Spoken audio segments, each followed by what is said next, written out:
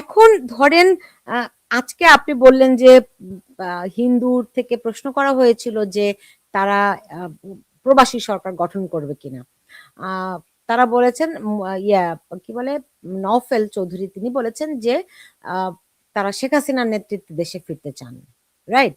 গৌতম লাহিড়ী, আপনি নিশ্চয়ই আজকে সজীব ওয়াজেদ জয়ের সাক্ষাৎকারটি দেখেছেন, আল জাজিরায় যেটি তিনি দিয়েছেন। সেখানে তিনি কিন্তু বলেছেন ভিন্ন কথা।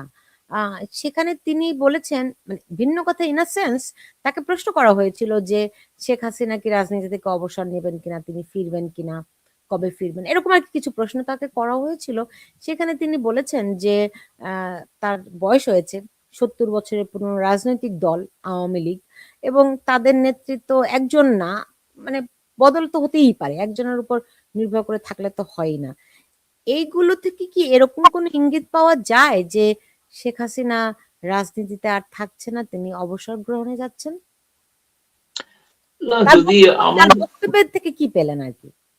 হ্যাঁ, আমি বলছি ওটা অনেকটা না, আমি যেরকম বলেছিলাম শেখ হাসিনা উপস্থিত হবেন, সবাই ভেবে নিয়েছিল শারীরিক ভাবে। জয়ের কথাটা ওরকম একটা হয়েছে, অশ্বত্থমা হত ইতি বলে একটা কথা আছে আমাদের।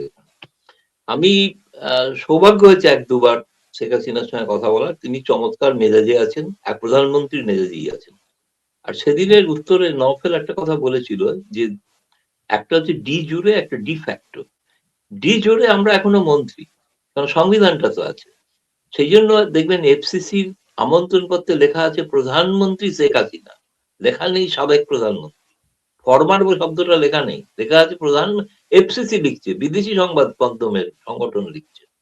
তারা বলছে একটা ডি জুড়ে, একটা ডি ফ্যাক্টো। ডি ফ্যাক্টো মানে বাস্তবিক অর্থে আমরা নেই, কারণ দেশে নেই বলে। কিন্তু ডি জুড়ে আমরা তো আছি মন্ত্রী, কারণ আমরা তো কেউ পদত্যাগ করিনি। শেখ হাসিনাও পদত্যাগ, ক্যাবিনেট তো পদত্যাগ করেনি। ফলে সাংবিধানিক ভাবে তারা আছেন, টেকনিক্যালি আছেন। সেই কারণে প্রবাসী সরকার গঠনের কোনো প্রয়োজনীয়তা নেই, কারণ প্রবাসী সরকার আছে অতিমধ্যে। প্রবাসী হোক যাই হোক, একটা সরকার আছে। এই সরকার কিভাবে ফাংশন করে সেটা অন্য বিষয়। আপনি যেটা বললেন, যেটা আমার মনে হয়েছে যেটা, সেটা হচ্ছে যদি 85 বছরে ইউনূস যদি এখনো ক্ষমতা ছাড়ার কথা না ভেবে থাকেন, তাহলে হয়তো শেখ হাসিনা 78 বয়সে ছেড়ে দেবেন, এটা আমি বিশ্বাস করি না। এটা আমি বিশ্বাস করি না। এবং শেখ হাসিনার বিকল্প 75 থেকে 81 আওয়ামী লীগ ছিল বাংলাদেশে, আওয়ামী লীগ ঘুরে দাঁড়াতে পারে। ঘুরে দাঁড়িয়েছিল শেখ হাসিনা যখন ফিরে গিয়েছিল। বঙ্গবন্ধু পরিবারের প্রতি যে একটা আগ্রহ বা একটা যে ভালোবাসা আওয়ামী লীগ পন্থী, মুক্তিকামী, মুক্তিযুদ্ধ পন্থী মানুষের আছে, তার থেকে তারা সরে এসছেন। তারা চান, হয়তো অনেকে এটা চান যে শেখ হাসিনা থাকুন, কিন্তু অন্য নেতৃত্বের একটা পরিবর্তন বা সংস্কার হোক। সেটা হয়তো হলেও, সেটা এখন সবটাই তিনি এখনো মানে সভাপতি, দলের সভাপতি বলে সিদ্ধান্ত তাকেই নিতে হবে। কিন্তু তিনি অবসর নিয়ে নেবেন আমার এরকম কোনো ধারণা মনে হচ্ছে না। যদি হতো, তাহলে তিনি এত কর্মকাণ্ডের একটু একটু করে, তো যাকে বলা যায় যে খোলস ছাড়া, একটু একটু করে খোলস ছাড়ছেন না। প্রথমে তিনি কেবলমাত্র পার্টি কর্মীদের বক্তব্য রেখেছেন, তারপরে তিনি ভারতীয় সাংবাদিকদের বা বিদেশি সাংবাদিক একের পর এক ইমেল মারফত ইন্টারভিউ দিতে শুরু করলেন। এখনো দিয়ে চলেছেন ইন্টারভিউ।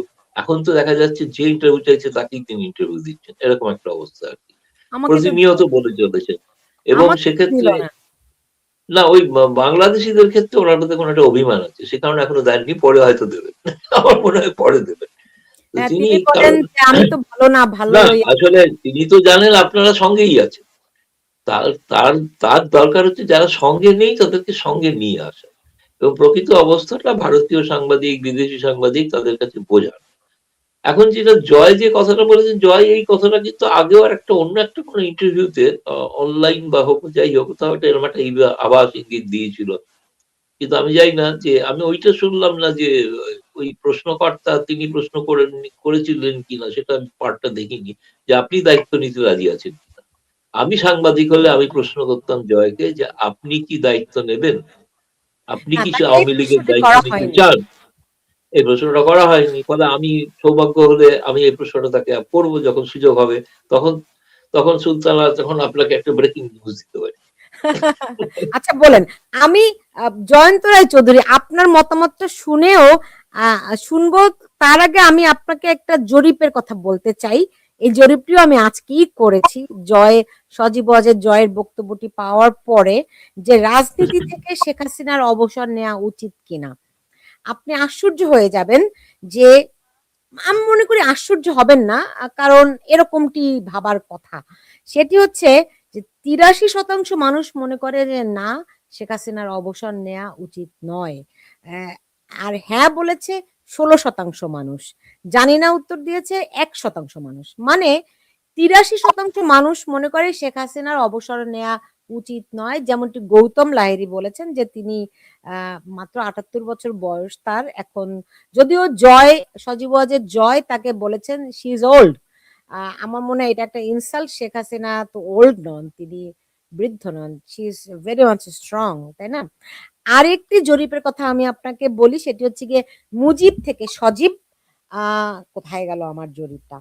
এরকম একটা করেছি যে মুজিব থেকে সজীব, সেখানে আওয়ামী লীগের যোগ্য উত্তরসূরি হবেন সজীব ওয়াজেদ জয়। এই প্রশ্নের উত্তরে ৮৬% মানুষ বলেছে হ্যাঁ, না বলেছে মাত্র ৭%। এখানে আরেকটা অপশন দিয়েছিলাম আমি, সাইমা ওয়াজেদ পুতুল বেশি যোগ্য। এখানে ৭% মানুষ বলেছে হ্যাঁ, এটাতে লাইক দিয়েছে। তার মানে ৮৬% মানুষ মনে করে সজীব ওয়াজেদ জয় হবেন যোগ্য উত্তরসূরি। আরেকটি জরিপ আমি বলি, সেটি হচ্ছে আল জাজিরাতে সজীব ওয়াজেদ জয় যে সাক্ষাৎকারটি দিয়েছেন সেটি কেমন হয়েছে। এই বিষয়ে আমার পুরো বক্তব্যটি এরকম ছিল যে আল জাজিরার সঙ্গে সাক্ষাৎকারে সজীব ওয়াজেদ জয় সব প্রশ্ন মোকাবেলা করে উপযুক্ত উত্তর দিয়েছেন। এর সঙ্গে একমত পোষণ করেছেন ৯১% মানুষ, না বলেছেন ৪% মানুষ। আর একটি অপশন আমি দিয়েছিলাম যে সজীব ওয়াজেদ জয়ের আরো প্রস্তুতি নেওয়া উচিত ছিল। এটার সঙ্গে একমত হয়েছেন ৫% মানুষ। মূল বিষয়টি হচ্ছে ৯১% মানুষ মনে করে আল জাজিরায় সজীব ওয়াজেদ জয় যেভাবে সাক্ষাৎকারটি দিয়েছেন তিনি সঠিকভাবেই মোকাবেলা করেছেন। এই প্রসঙ্গে জয়ন্ত রায় চৌধুরী, আপনার অভিমতটা শুনতে চাই যে রাজনীতির মাঠ থেকে শেখ হাসিনার কি কোনোভাবে চলে যাওয়া উচিত, যেখানে তার তৃণমূলের নেতা কর্মীরা অসহায়ভাবে জীবনযাপন করছে, তাদের জীবনের কোনো নিরাপত্তা নেই। তার চেয়েও বড় কথা যে তারা ওই বাংলাদেশে নিরাপত্তাহীনতার মধ্যে থেকেও তারা শেখ হাসিনা ছাড়া আর কাউকে মানতে রাজি নয়। না, আমিও মনে করি যে শেখ হাসিনা ছাড়া অন্য কোনো বিকল্প এই মুহূর্তে আওয়ামী লীগের কাছে নেই। তিনি একমাত্র নেত্রী আওয়ামী লীগে। বাকি যারা আছেন সেকেন্ড রান লিডারশিপ, তাদের সঙ্গে তার একটা ব্যবধানটা বিরাট বড়।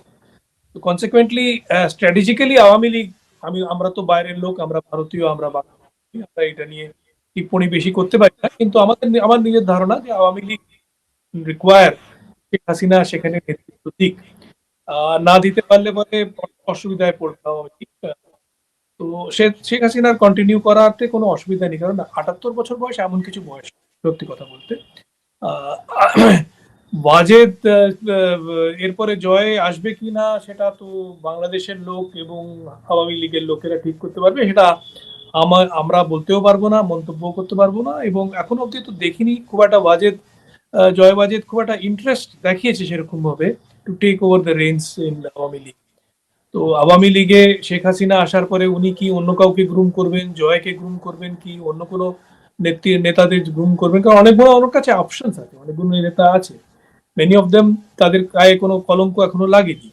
কিছু কিছু লোকে ডেফিনেটলি আগেইনস্ট দেম বিভিন্ন রকমের অভিযোগ দিয়েছে ইউনূস সরকার বা অন্যরাও দিয়েছে, কিন্তু অনেকেই দে আর বেস্ট আনবেসমার্জড এবং দে স্পিক ওয়েল, তারা ভালো নেতা, তাদেরকে তিনি চিন্তা করতে পারেন, সেটা তার ব্যাপার এবং আওয়ামী লীগের ব্যাপার। সেটা নিয়ে আমার সত্যি কথা বলতে বলার কিছু নেই। কিন্তু হ্যাঁ, Awami League does need to carefully groom second rung of leadership. এটা খুবই দরকারি। এটা বরাবর থেকে বোধহয় ভারতবর্ষ আগে শেখ হাসিনাকে বলেছিলেন যে, আমার মনে হয় প্রণব বাবু বোধহয় প্রথম ব্যক্তি ছিলেন যিনি ওনাকে বলেছিলেন যে তুই একটা সেকেন্ড রাং লিডারশিপ তৈরি করতে। যেই হোক, প্রণববাবুর বোধহয় নিজের একটু জয়ের প্রতি একটু উইকনেস ছিল, জয়কে একটু নিজের ছেলে মতন মনে করতেন। কিন্তু এই জিনিসগুলো তো ডিসিশন তো এখান থেকে কেউ নিতে পারে না, এটা তো আওয়ামী লীগ নিজে নেবে, এটা বাংলাদেশ নেবে। গ্রহণযোগ্য কে বাংলাদেশে সেটা আওয়ামী লীগেররা বুঝবে এবং তারপরে তারা এগাবে। কিন্তু আপনি জানেন যে বিভিন্ন জায়গা থেকে একটা চাপ আছে, ওই যে -2 ফলে ওখান থেকে খালেদা জিয়া তো নাই এখন আর, সেখান থেকে এখন আছেন শেখ হাসিনা, তাই না? ফলে গৌতম লাহিড়ী, আপনার কাছে কি মনে হয় ওইটাই বাস্তবায়ন হতে যাচ্ছে নাকি? আমি 1 মিনিটের জন্য ভিতরে আসবো। আমি আমার একটা এডিটোরিয়াল মিটিং হবে শুরু খুব শীঘ্রই, সেই জন্য গৌতম লাহিড়ী খুব ভালো এটার উত্তর দিতে পারবে, যেটা আপনি বললেন -2 ফর্মুলা ইত্যাদি। আমার মনে হয় না ভারতবর্ষ কোনো -1 -2 তে বিশ্বাস করে বা তার সঙ্গে রাজ। আমরা জানি যে বিএনপি এবং আওয়ামী লীগ দুটোই বড় পার্টি, এবং তাদের এখন কেউ মারা গেছে সেটা তো থামানো যাবে না। কিন্তু আপনি যদি খেয়াল করেন 2010-এ ট্রিপ হয়েছিল, বেগম জিয়া দিল্লিতে এসেছিলেন, তাকে স্টেট অনার্স দিয়ে আনা হয়েছিল। 2014-তে যখন নরেন্দ্র মোদী আমাদের প্রধানমন্ত্রী ঢাকায় গেছিলেন, সেই সময়ও তিনি বেগম জিয়ার সঙ্গে দেখা করেছিলেন। তো এই -2টা ভারতবর্ষ কোনোদিন সমর্থন করেনি। Thank you very much. জি, আপনাকে অনেক ধন্যবাদ জয়ন্ত রায় চৌধুরী আমার সঙ্গে যুক্ত হওয়ার জন্য।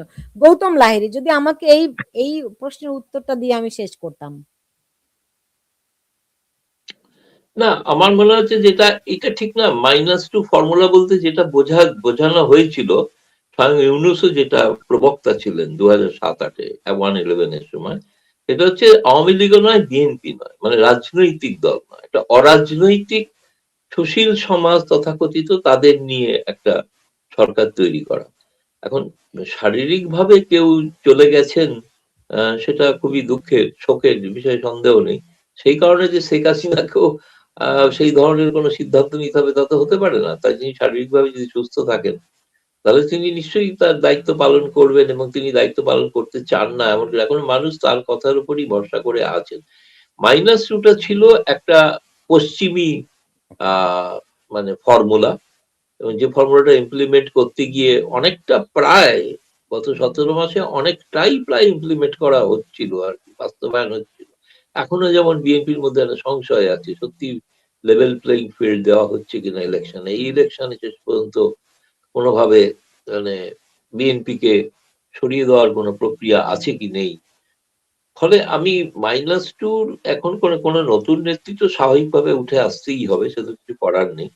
বুঝতে কিন্তু পেরেছি। এটা শেখ হাসিনা, আমি যতদূর জানি শেখ হাসিনার ব্যাপারে আলাপ আলোচনা শুরু করছেন, এবং তিনি দলকে হয়তো তার একটা ইঙ্গিত আমরা 23 তারিখ পেতে পারি।